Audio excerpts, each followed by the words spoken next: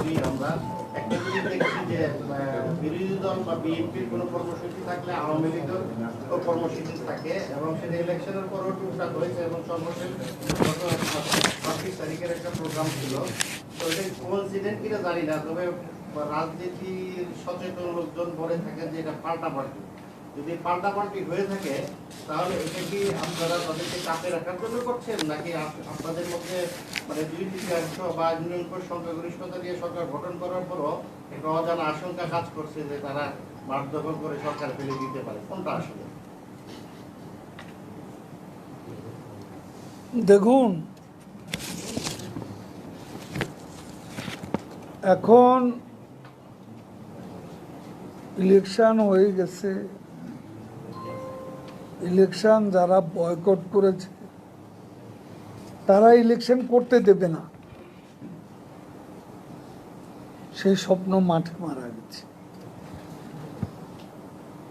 ইলেকশনের পর তারা সরকার গঠন করতে পারবে না, 5 দিনের মধ্যে সরকার পড়ে যাবে,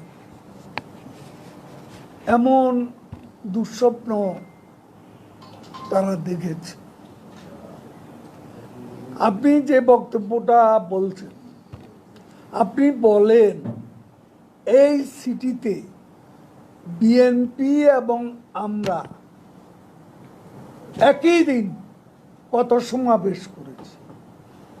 আপনি আমার কাছে চাইবেন একটা রাজনৈতিক দল হিসাবে আমি পাল্টাপাল্টি মারামারি করতে যাচ্ছি, তাদের সমাবেশে আমরা কোনো হামলা চালিয়েছি না সরকারি দল, তাহলে অসুবিধা কি? আমরা কোনো বাধা দিয়েছি? আমাদের সমাবেশ আমরা করছি, তাদের সমাবেশ তারা করেছে।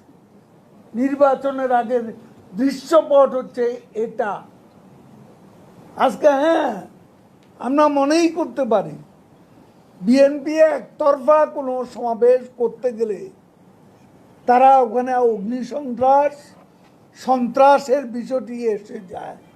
জনগণের জানমালের গ্যারেন্টিটা, সম্পদ রক্ষার, সেখানে আমাদেরও সরকারি দল হিসাবে একটা দায়িত্ব আছে।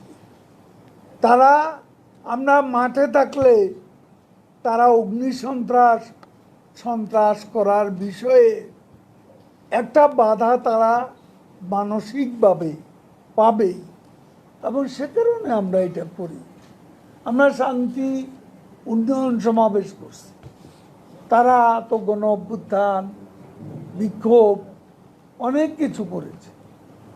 আমি শুধু আবারও বলতে চাই, ঢাকায় কি কখনো কোনো প্রকার পাল্টাপাল্টি দুই দলের মধ্যে কোনো সংঘাত হয়েছে? এত শান্তিপূর্ণ পরিবেশ, আমরা শান্তি সমাবেশে শান্তি আমরা বজায় রেখেছি। Thank you. একটা বিষয় হলো যে আপনিও বললেন নির্বাচনের আগে বিএনপি সরকারের নিরপেক্ষ সরকারের অধীনে নির্বাচন, তারপর সরকারের পতনের আন্দোলন, এরকম দিয়ে অনেক সমাবেশ করেছে। যেমন নির্বাচনের আগে 28 অক্টোবর একটা সমাবেশ করেছিল বিএনপি কার্যালয়ের সামনে, সেখানে তারা ওই যে নৈরাজ্যজনক অবস্থা সৃষ্টি করেছিল এবং আগামীতেও তারা এই একই দাবিতে আবার সমাবেশ করার ঘোষণা দিয়েছে। আপনি কি আশঙ্কা করেন সেই 28 অক্টোবর আবার ফিরে আসতে পারে? আমি আশঙ্কাটা তো তাদের ব্যাপারে থাকে, কারণ আপনার একটা গণ আন্দোলন, গণ অভ্যুত্থান করতে জনগণের সম্পৃক্ততার প্রয়োজন পড়ে, কিন্তু আপনি কোথাও আগুন সন্ত্রাস করবেন, বাসে আগুন দেবেন, ট্রেনে আগুন দেবেন, বিদ্যুৎ দেবেন, এটা তো বেশি লোকের দরকার হবে। এটা তো চোরাগুপ্ত হামলা। তো এখন এই চোরাগুপ্ত হামলা এর বিরুদ্ধে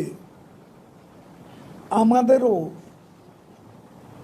জনগণের স্বার্থে আমাদেরও কর্মসূচি থাকা প্রয়োজন মনে করি এবং সেই কর্মসূচি আমরা শান্তিপূর্ণভাবেই করে থাকি।